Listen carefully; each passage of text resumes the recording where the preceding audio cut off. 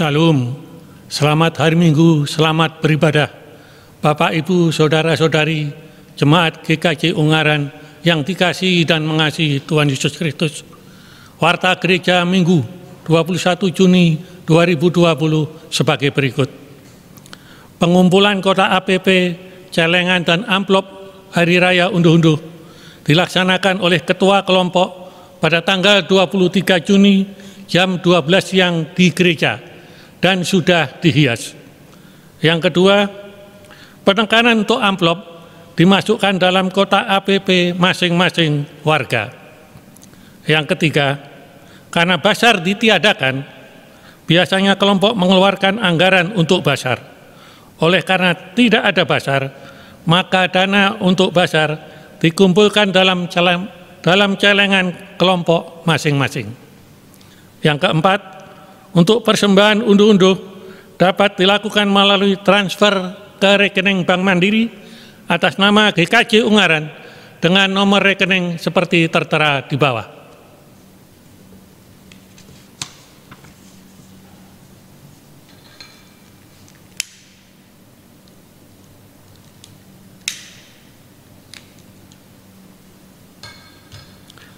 Sidang jemaat yang dikasihi Tuhan, mari kita mengambil saat teduh sejenak sebelum kita memulai ibadah pada Minggu pagi hari ini. Saat teduh dimulai.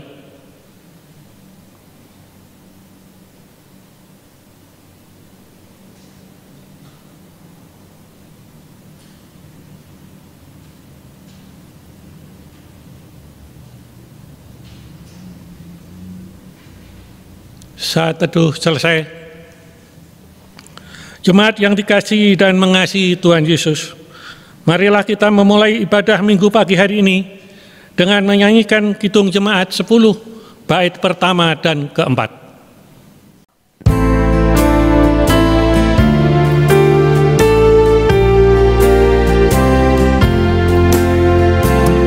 Pujilah Tuhan Sang Raja yang Maha Mulia, segenap hati dan jiwaku, pujilah Dia.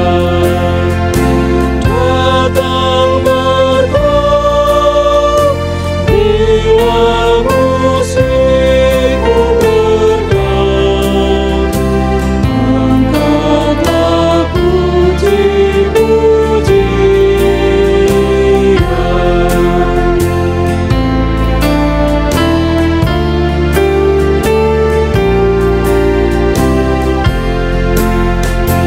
Pujilah Tuhan yang dapat dan mau melakukan,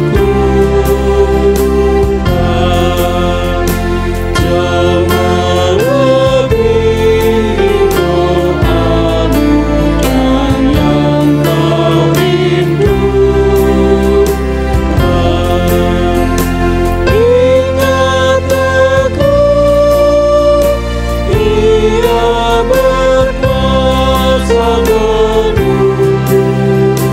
kasih-Nya terus kau temukan.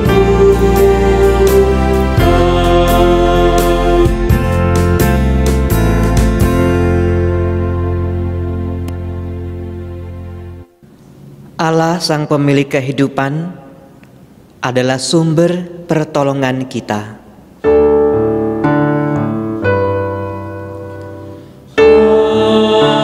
Amin, amin,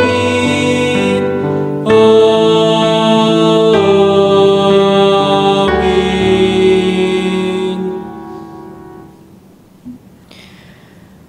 Damai sejahtera Allah menyertai kita semua. kini dan selamanya. Saudara yang dikasihi Tuhan Yesus, dalam lingkaran liturgi gerejawi, hari Minggu ini kita telah memasuki Minggu Biasa ke-12.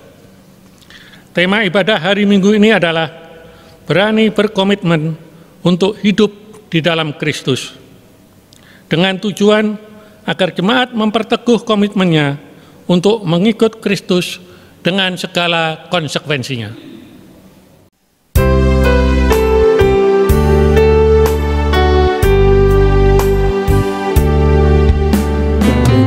Bencana siap dibentuk, demikian hidupku di tanganmu. Dengan urapan kuasa Roh-Mu, ku dibaharui selalu.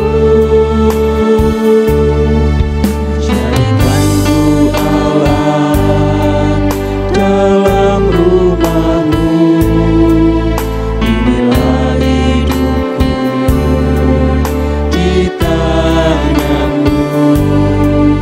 Bentuklah seluruh kehendak-Mu, pakailah sesuai rencana-Mu. Ku mau seperti-Mu, Yesus, disempurnakan selalu dalam segenap jalanku, memuliakan nama-Mu. Ku mau seperti-Mu, Yesus, disempurnakan selalu dalam segenap jalanku, memuliakan nama-Mu.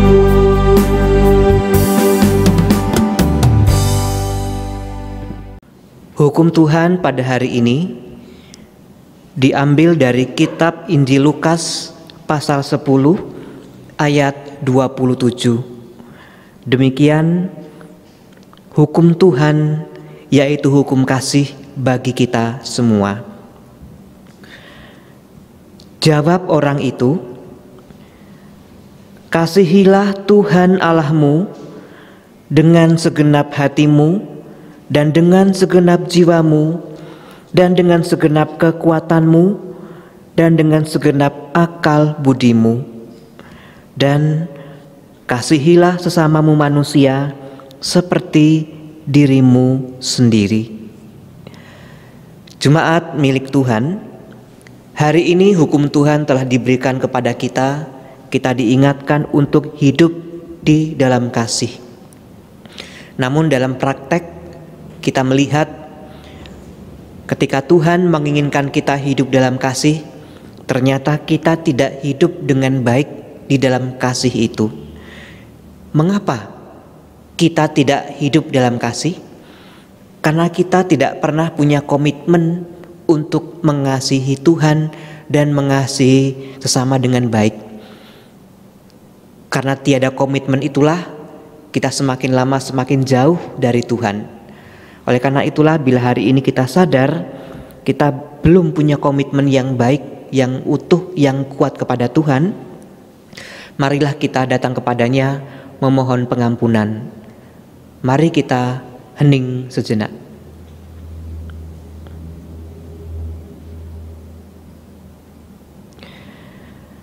Tuhan Allah Bapa kami yang maha baik, kami bersyukur sebab hari ini Engkau mengingatkan kami betapa kami ini adalah manusia yang sungguh-sungguh penuh dengan cacat dan celah.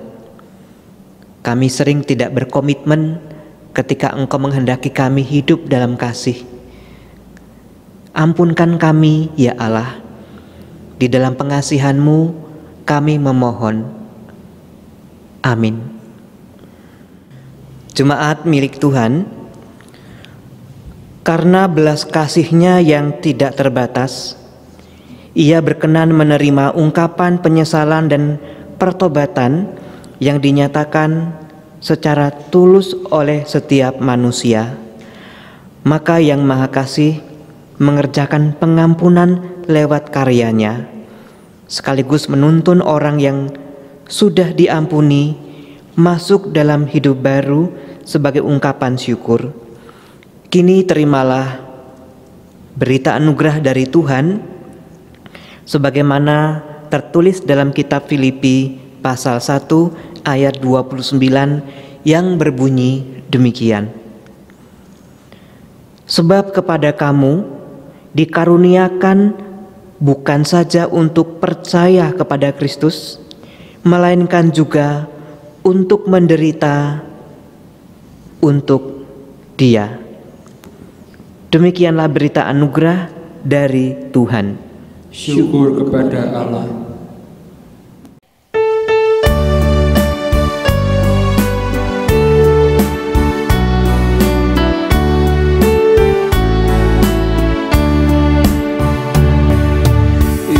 Ikuti Kau saja Tuhan, jalan damai bagiku.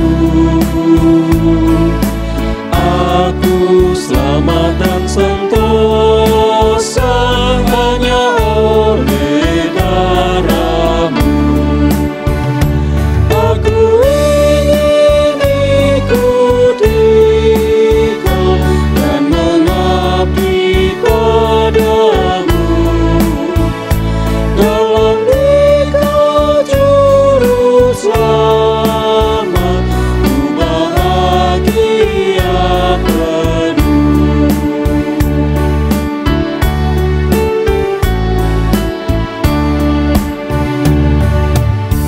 Ikuti Kau di sengsara, karena janji-Mu teguh. Atas kuasa kegelapan, ku menang bersama-Mu. Aku ingin ikuti Kau dan mengabdi padamu. Dalam Dikau juru selamat, ku bahagia penuh.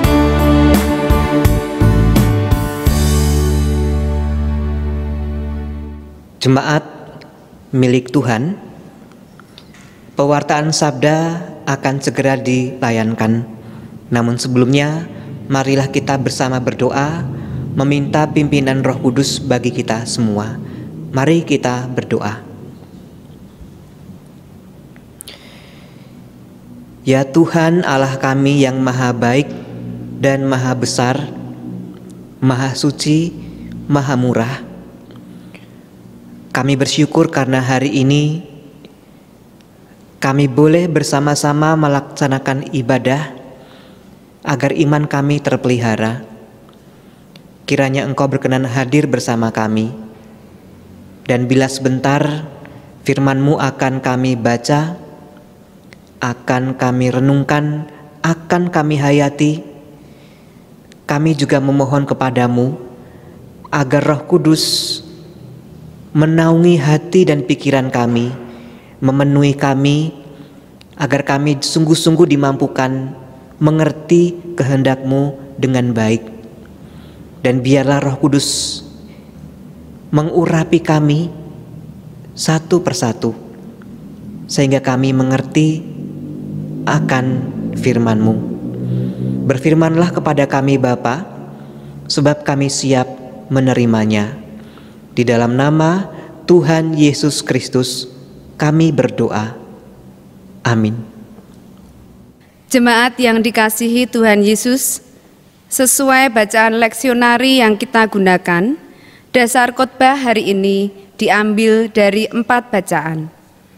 Bacaan pertama diambil dari kitab Yeremia pasal 20 ayat 7 sampai 13.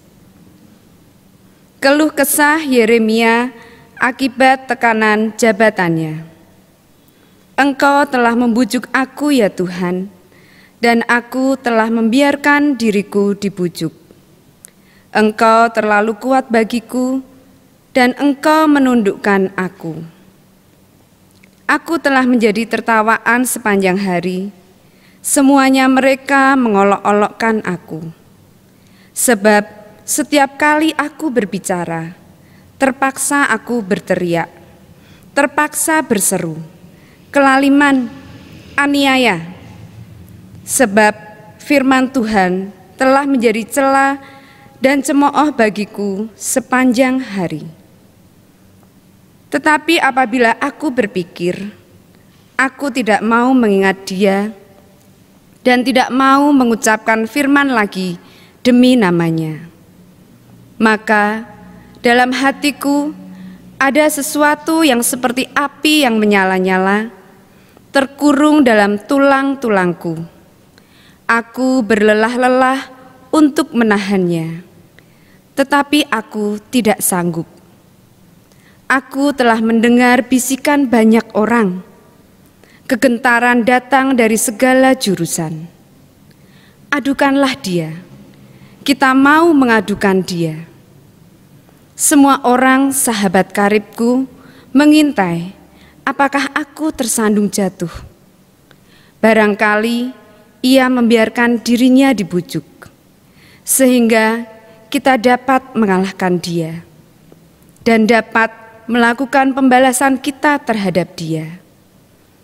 Tetapi Tuhan menyertai aku seperti pahlawan yang gagah.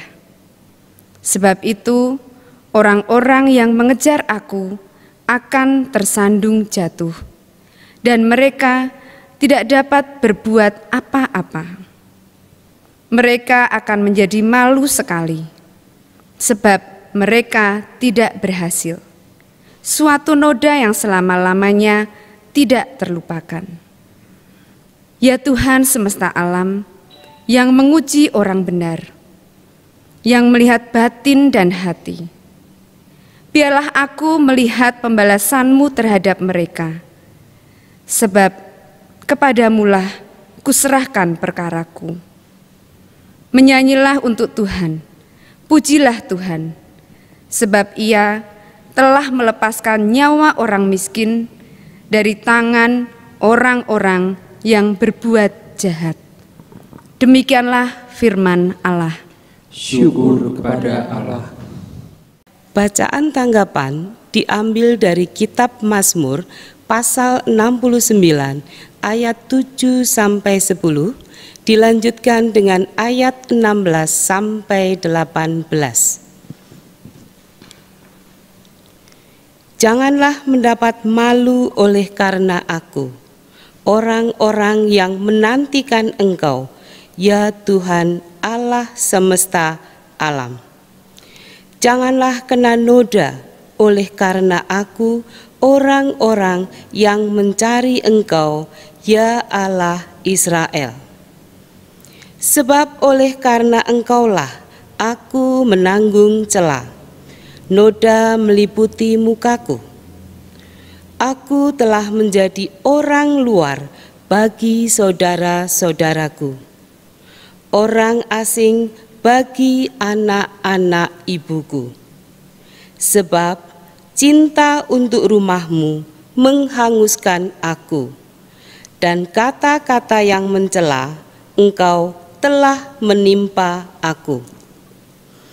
Janganlah gelombang air menghanyutkan aku, atau tubir menelan aku, atau sumur menutup mulutnya di atasku. Jawablah aku ya Tuhan, sebab kasih setia-Mu baik. Berpalinglah kepadaku menurut rahmat-Mu yang besar. Janganlah menyembunyikan wajah-Mu kepada hamba-Mu, sebab aku tersesak, segeralah menjawab aku. Bacaan kedua diambil dari kitab Roma pasal 6 ayat 1b sampai ayat 11. Bolehkah kita bertekun dalam dosa supaya semakin bertambah kasih karunia itu? Sekali-kali tidak. Bukankah kita telah mati bagi dosa? Bagaimanakah kita masih dapat hidup di dalamnya? Atau tidak tahukah kamu bahwa kita semua yang telah dibaptis dalam Kristus telah dibaptis dalam kematiannya? Dengan demikian, kita telah dikuburkan bersama-sama dengan Dia oleh baptisan dalam kematian, supaya sama seperti Kristus telah dibangkitkan dari antara orang mati oleh kemuliaan Bapa. Demikian juga kita akan hidup dalam hidup yang baru. Sebab jika kita telah menjadi satu dengan apa yang sama dengan kematiannya, kita juga akan menjadi satu dengan apa yang sama dengan kebangkitannya. Karena kita tahu bahwa manusia lama kita telah turut disalibkan, supaya tubuh dosa kita hilang kuasanya, agar jangan kita menghambakan diri lagi kepada dosa. Sebab siapa yang telah mati, ia telah bebas dari dosa. Jadi, jika kita telah mati dengan Kristus, kita percaya bahwa kita akan hidup juga dengan Dia. Karena kita tahu bahwa Kristus sesudah Ia bangkit dari antara orang mati, tidak mati lagi. Maut tidak berkuasa lagi atas Dia. Sebab kematiannya adalah kematian terhadap dosa, satu kali dan untuk selama-lamanya. Dan kehidupannya adalah kehidupan bagi Allah. Demikianlah hendaknya kamu memandangnya, bahwa kamu telah mati bagi dosa, tetapi kamu hidup bagi Allah dalam Kristus Yesus. Demikianlah sabda Tuhan. Syukur kepada Allah. Bacaan Injil diambil dari kitab Injil Matius pasal 10 ayat 24 sampai ayat 39. Kitab Injil Matius pasal 10 ayat 24 sampai ayat 39. Demikian firman Tuhan. Seorang murid tidak lebih daripada gurunya, atau seorang hamba daripada tuannya.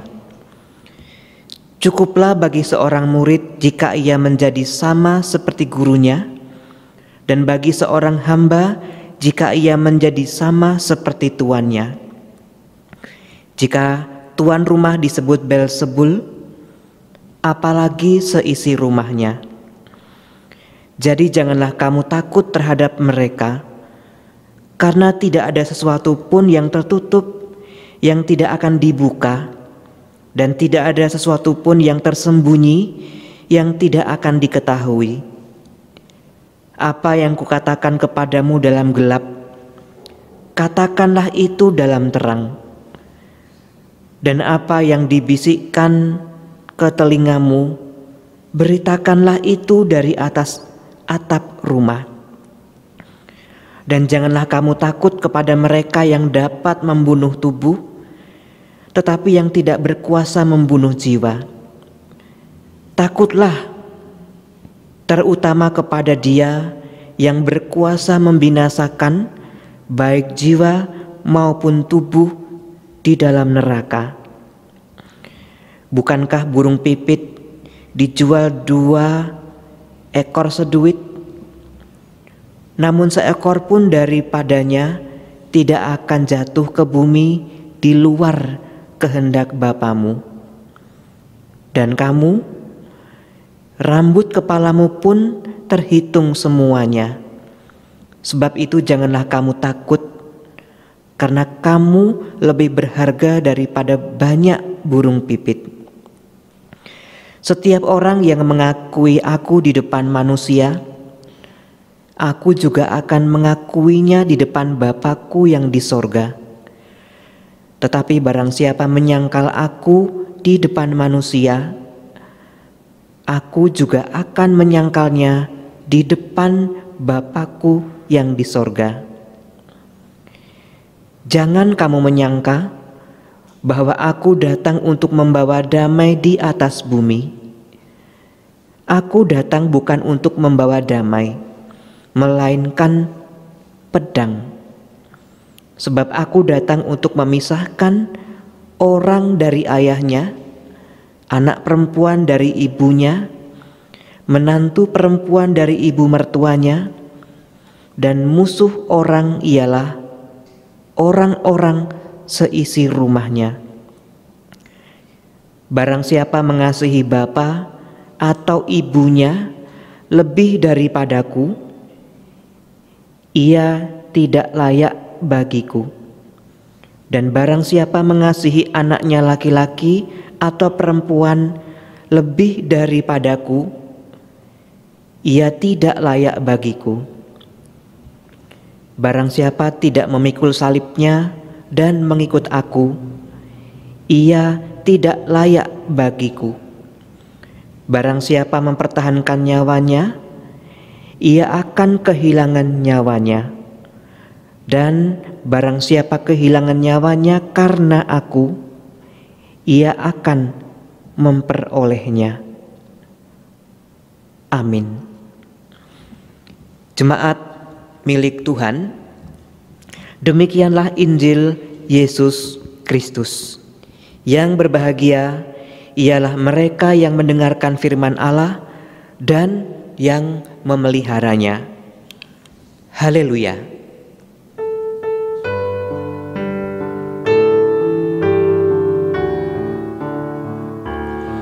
Haleluya, haleluya, haleluya.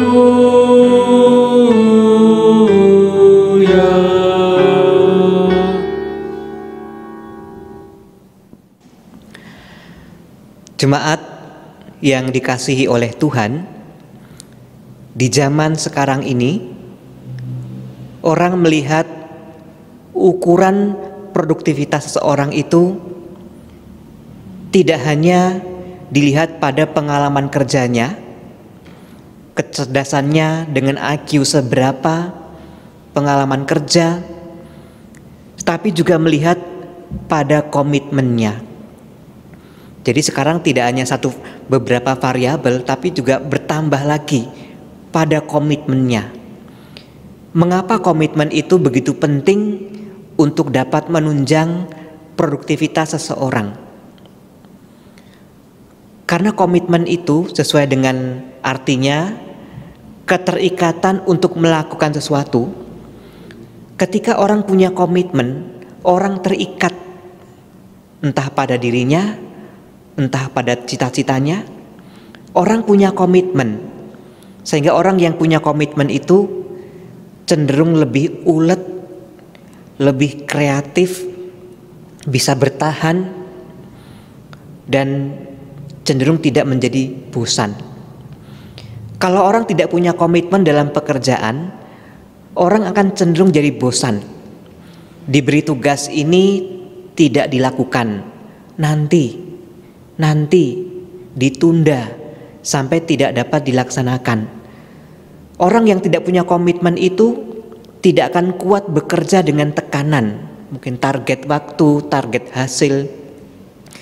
Maka ketika orang mencari karyawan, orang akan lihat komitmennya bagaimana. Nanti sudah diterima sebagai pekerja, sebagai karyawan, ternyata tidak punya komitmen, maka tidak pernah maksimal hasilnya. Jadi komitmen itu ternyata mendukung produktivitas seseorang.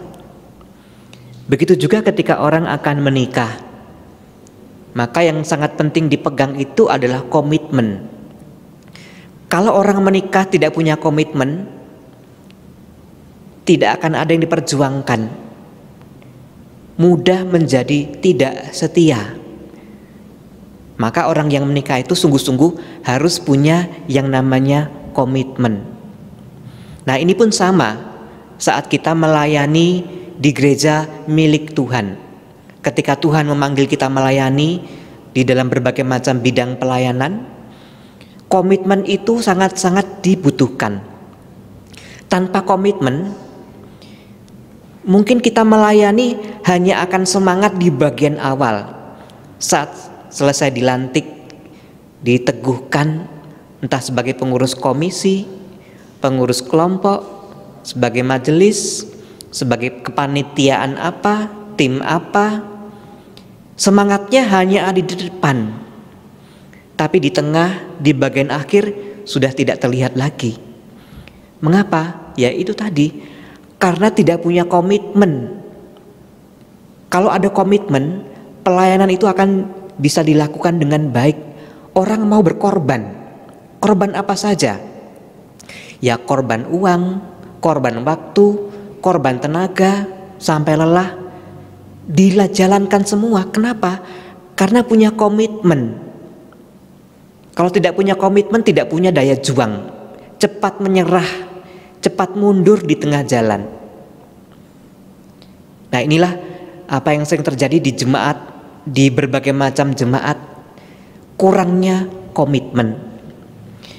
Dalam pelayanan kita juga bisa melihat hal itu, bahwa yang namanya pelayanan itu bukan selalu menghadapi perkara yang mudah.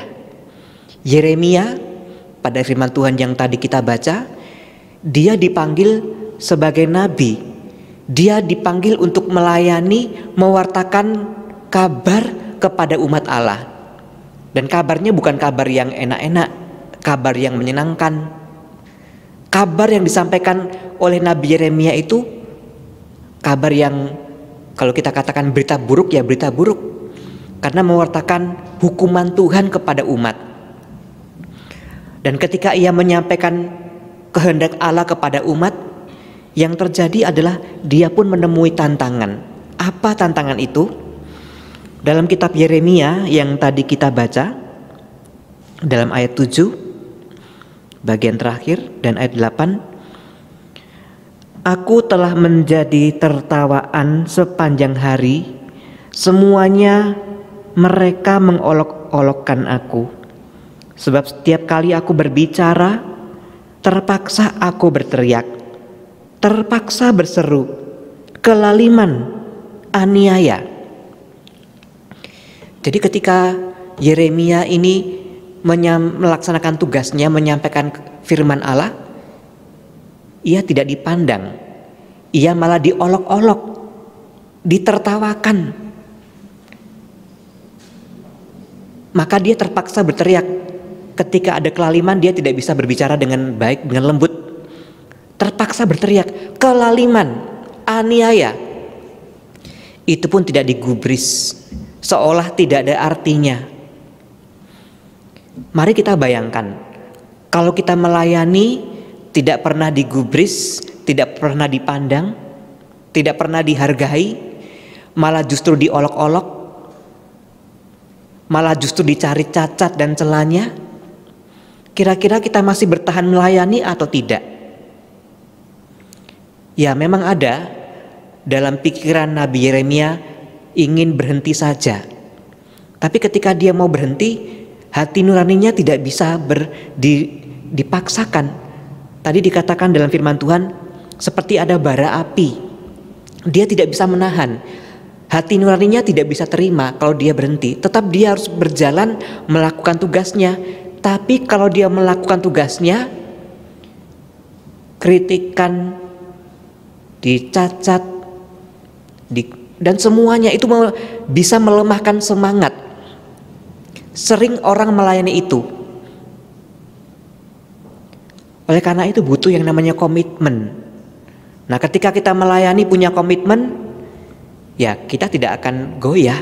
Mengapa? Ya karena kita ini melayani Tuhan. Kita ingin agar Tuhan dimuliakan. Dan Yeremia Bisa, karena dia punya komitmen. Ia mengeluh, iya, tapi dia bisa mengatasinya karena dia punya komitmen. Begitu juga dengan orang yang ingin hidup di dalam Tuhan Yesus, itu perlu komitmen. Tanpa komitmen, hidup dalam Tuhan itu menjadi sesuatu yang berat, tidak mudah. Kitab Roma tadi mengatakan kepada kita bahwa kita ini sudah mati di dalam Kristus dan sudah hidup di dalam Kristus. Itu artinya apa? Sekarang kita hidup ini untuk Tuhan. Kita hidup ini untuk Tuhan. Ini yang harus kita pegang. Sekarang kita ini hidup untuk Tuhan. Tetapi sekarang pertanyaannya, waktu kita hidup untuk Tuhan, seberapakah kita berkomitmen hidup untuk Tuhan? Nah, itu masalahnya. Kita hidup untuk Tuhan tapi tidak berkomitmen. Apakah ikut Tuhan, hidup untuk Tuhan, memikul salibnya itu enak?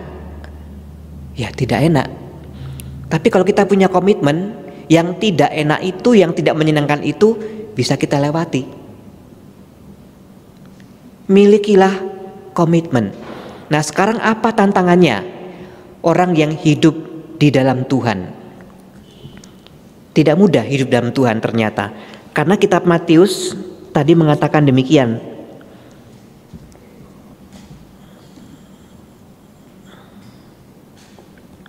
Ayat 34. Jangan kamu menyangka bahwa aku datang untuk membawa damai di atas bumi. Aku datang bukan untuk membawa damai, melainkan pedang. Sebab aku datang untuk memisahkan orang dari ayahnya, anak perempuan dari ibunya, menantu perempuan dari ibu mertuanya, dan musuh orang seisi rumahnya. Karena ketika kita hidup dalam Kristus, kita jadi punya musuh. Musuhnya bukan orang luar. Tadi dikatakan musuhnya adalah seisi rumahnya. Kenapa kok kita ikut Yesus malah punya musuh? Ya karena Kristus itu datang membawa pedang. Dia memisahkan. Lalu penjelasan selanjutnya, kenapa bisa jadi terpisah? Di dalam ayat 37. Barang siapa mengasihi bapa atau ibunya lebih daripadaku, ia tidak layak bagiku. Dan barang siapa mengasihi anaknya laki-laki atau perempuan lebih daripadaku, ia tidak layak bagiku. Ayat 38, barang siapa tidak memikul salibnya dan mengikut aku, ia tidak layak bagiku. Jadi mengapa kita bisa terpisah dari keluarga kita? Tadi ada ukurannya, kriterianya. Ketika kita hidup dalam Kristus, menjadi pengikut Yesus, Tuhan itu menuntut kita satu yang dia tuntut, yaitu mengasihi Tuhan lebih daripada yang lain. Jangan sampai Tuhan itu ditempatkan pada urutan kedua. Jadi kalau kita mengasihi, Tuhan ingin dikasihi pada urutan yang pertama. Tuhan tidak mau kalau yang kita kasihi pertama kali itu adalah bapak kita, ibu kita, anak kita, paman, bibi, dan semua orang lain di sekitar kita. Tuhan tidak mau. Makanya tadi dikatakan, barang siapa mengasihi bapak atau ibunya lebih daripadaku, ia tidak layak bagiku. Jadi Tuhan sekarang ini harus ditempatkan di urutan pertama. Jangan sampai yang lain. Itu berat atau mudah? Jujur kita harus mengatakan ini sesuatu yang sangat berat. Punya anak tapi tidak boleh dikasih lebih banyak dibandingkan Tuhan. Darah daging sendiri. Ini kan repot. Dan pengalaman itu juga pernah dialami oleh Abraham. Ketika Tuhan minta anaknya untuk dikorbankan. Karena dia mengasihi bapa lebih daripada anaknya, anaknya dipersembahkan. Makanya dikatakan ini jadi pedang.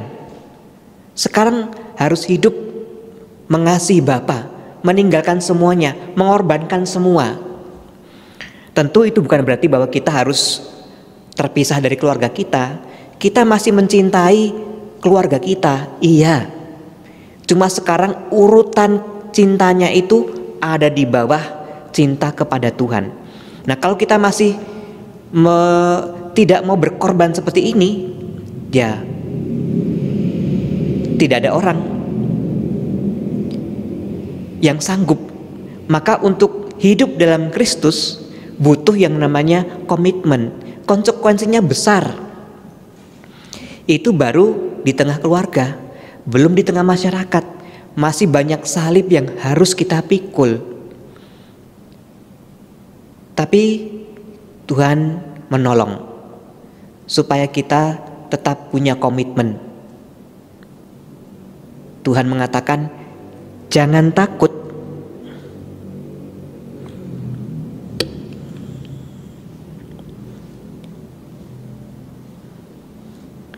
Di dalam ayat 28 dari kitab Matius pasal 10 ditulis demikian. Dan janganlah kamu takut kepada mereka yang dapat membunuh tubuh, tetapi yang tidak berkuasa membunuh jiwa. Takutlah terutama kepada Dia yang berkuasa membinasakan baik jiwa maupun tubuh di dalam neraka. Jadi jangan takut dengan banyak hal, tapi takutlah terutama kepada Tuhan yang bisa membunuh baik tubuh maupun jiwa di dalam neraka. Jadi jangan takut kalau kita itu terpisah dari keluarga. Lebih baik terpisah dari keluarga daripada terpisah dari Allah. Jadi kita sudah menjadi milik Allah, ini semangat, ini ada kekuatan bahwa Tuhan sendiri yang akan menyertai kita. Karena itulah jemaat yang dikasihi oleh Tuhan Yesus, sebagai pengikut Yesus, ketika menghadapi banyak konsekuensi yang berat, yang tidak mudah, punyailah komitmen. Bila komitmen itu ada pada kita, salib seberat apapun dapat kita lalui, dan iman kita tetap ada, terjaga di dalam Tuhan Yesus Kristus. Marilah kita berkomitmen saat hidup di dalam Kristus. Tuhan memberkati. Amin. Marilah kita berdoa syafaat. Tuhan Allah, Bapa kami yang Maha Kasih, Bapa yang tidak pernah meninggalkan kami dalam perjalanan hidup kami, baik suka maupun duka. Hari ini kami bersyukur kepadamu karena Engkau sudah menyatakan firman-Mu kepada kami semua. Kiranya kami yang telah mendengarkan taburan firman itu dikuatkan, diteguhkan iman percaya kami kepadamu, dan kami semakin memiliki tekad yang kuat, berkomitmen hidup di dalam Engkau. Dan kami juga mohon kiranya Roh-Mu yang kudus menyertai dan mendukung kami. Ya Allah Bapa kami, saat ini ada beberapa pokok doa yang hendak kami naikkan kepadamu. Yang pertama, kami mendoakan kehidupan bangsa dan negara kami. Kami ingin bersyukur kepadamu karena Engkau sudah menganugerahkan bangsa yang besar ini kepada kami semua, agar di dalamnya kami hidup, beraktivitas, melakukan berbagai macam kegiatan, tugas tanggung jawab kami dengan baik. Dan kami memohon kepadamu Bapa, agar bangsa yang sudah Tuhan anugerahkan kepada kami ini, kami rawat dengan baik, kami pelihara, kami jaga keutuhannya.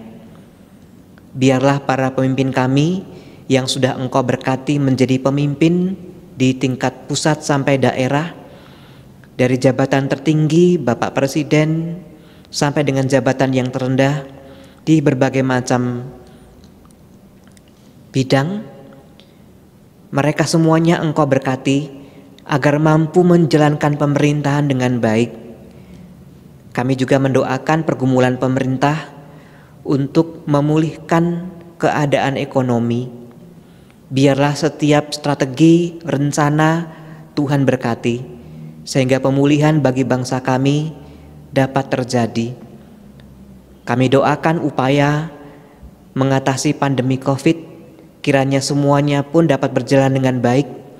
Kami sebagai warga negara mematuhi hal-hal yang harus kami lakukan demi terhentinya pandemi COVID ini, dan kami percaya Tuhan Allah memberkati kami. Yang kedua, kami hendak mendoakan gereja Tuhan di berbagai tempat dan juga secara khusus di GKJ Ungaran ini. Berkatilah kehidupan kami bersama ini sebagai sebuah jemaat milik Tuhan. Mampukan kami hidup dengan benar seperti yang Engkau inginkan. Berkati jemaat-Mu agar semakin bertumbuh, semakin berkembang, dan nama-Mu dipermuliakan. Berbagai macam bentuk pelayanan juga Engkau pakai untuk membangun meneguhkan iman percaya kami.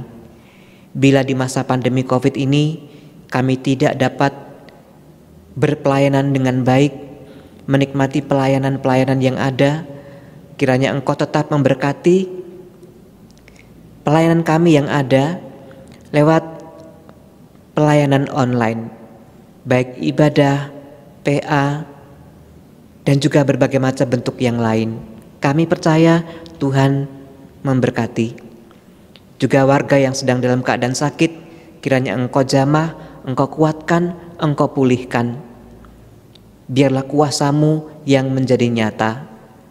Juga rencana unduh-unduh bagi kami, kiranya Engkau pun hadir di tengah keterbatasan kami karena pandemi COVID. Biarlah lewat unduh-unduh itu kami belajar berkorban bagi Tuhan lewat persembahan yang ada pada kami. Dan kami percaya semua akan berjalan dengan baik dan nama-Mu dipermuliakan. Yang ketiga, kami mendoakan persekutuan hidup yang lebih kecil dari jemaat ini, yaitu keluarga-keluarga di dalamnya. Kami serahkan setiap pergumulan keluarga di dalam jemaat ini dalam kuasa Tuhan. Biarlah dampak pandemi COVID bagi keluarga kami dapat kami atasi. Saat kami kehilangan pekerjaan, kekurangan pemasukan untuk membiayai hidup keluarga kami percaya tangan Tuhan tidak kurang panjang menolong kami. Kami serahkan anak-anak kami yang harus belajar dari rumah. Tuhan juga memberkati anak-anak kami agar kemalasan tidak menguasai mereka. Biarlah meskipun ada di rumah, mereka tetap tekun belajar, mempersiapkan diri pada saatnya nanti ketika bersekolah kembali. Bapa, Tuhan yang baik, Tuhan yang Maha Kasih, saat ini kami hendak menaikkan doa kami seperti doa yang telah Engkau ajarkan kepada kami. Bapa kami dalam kerajaan surga, dikuduskanlah nama-Mu, datanglah kerajaan-Mu, jadilah kehendak-Mu di bumi seperti di surga. Berilah kami pada hari ini makanan kami yang secukupnya, dan ampunilah kami akan kesalahan kami, seperti kami juga mengampuni orang yang bersalah kepada kami. Dan janganlah bawa kami ke dalam pencobaan, tetapi lepaskanlah kami dari yang jahat. Karena Engkaulah yang mempunyai kerajaan dan kuasa dan kemuliaan sampai selama-lamanya. Amin. Jemaat yang terkasih di dalam Tuhan, mari bersama-sama umat Tuhan di segala tempat dan waktu kita nyatakan kembali pengakuan iman kita menurut pengakuan iman rasuli.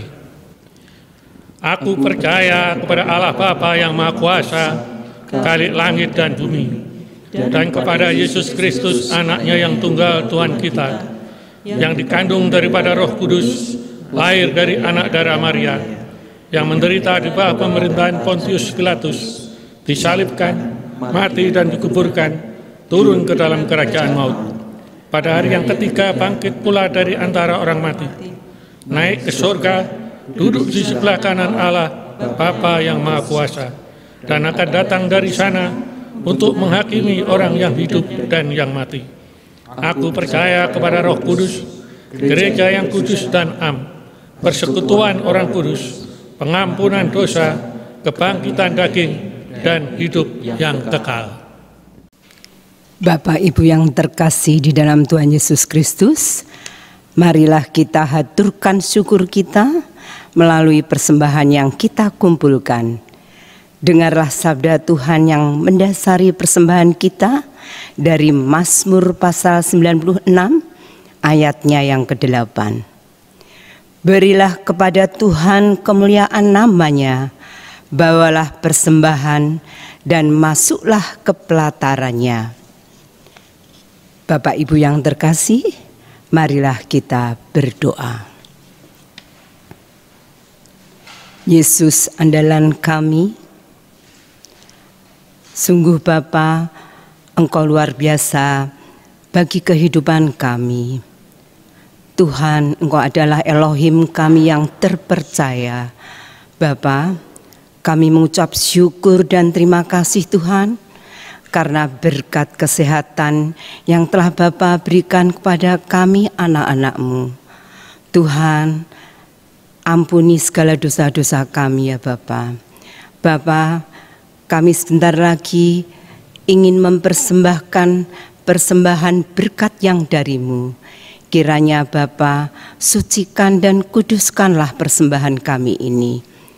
Bapa, kami dalam menghaturkan persembahan ini tidak sesuai dengan apa yang kami haturkan kepadamu ya Tuhan. Ampunilah kami ya Tuhan, ampuni Bapa.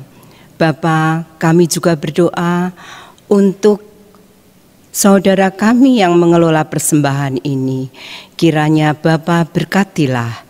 Tuhan, doa ini kami panjatkan untuk Putra-Mu yang kudus, Tuhan kami Yesus Kristus, Juru Selamat kami yang hidup. Amin. Jemaat yang terkasih, marilah kita mengumpulkan persembahan sambil kita pujikan PKJ 153 bait yang ke-1, pakailah seluruh hidupmu.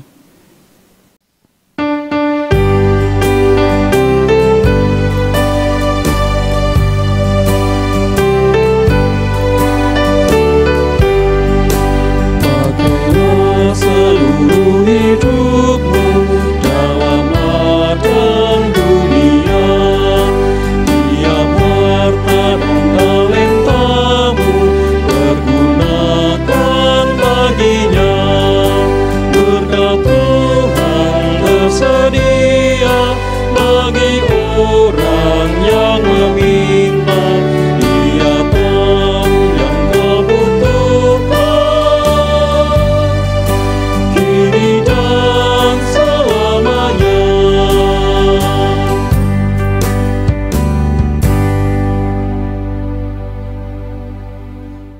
Jemaat yang dikasihi Tuhan Yesus, melalui ibadah ini kita diajak memperteguh komitmen untuk mengikut Kristus dengan segala konsekuensinya. Sekarang arahkanlah hatimu kepada Tuhan. Kami mengarahkan hati kepada Tuhan. Jadilah saksi Kristus. Syukur kepada Allah, Terpujilah Tuhan. kini dan selamanya. Terimalah berkat Tuhan. Kasih karunia Tuhan Yesus Kristus dan kasih Allah dan persekutuan Roh Kudus menyertai kamu sekalian. Amin.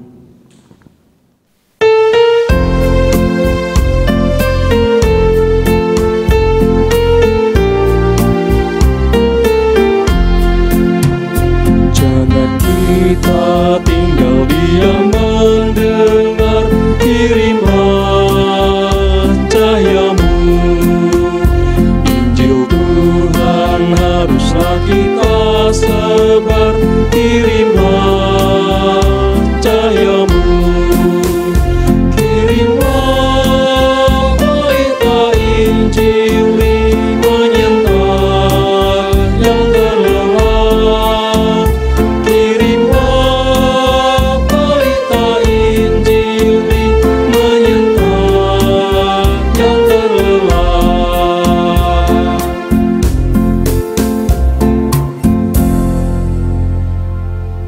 Ibadah selesai, Majelis GKJ Ungaran mengucapkan terima kasih kepada Bapak Ibu Jemaat GKJ sekalian yang telah mengikuti ibadah Minggu pagi hari ini sampai dengan selesai. Tuhan Yesus menyertai dan memberkati kita sekalian. Amin.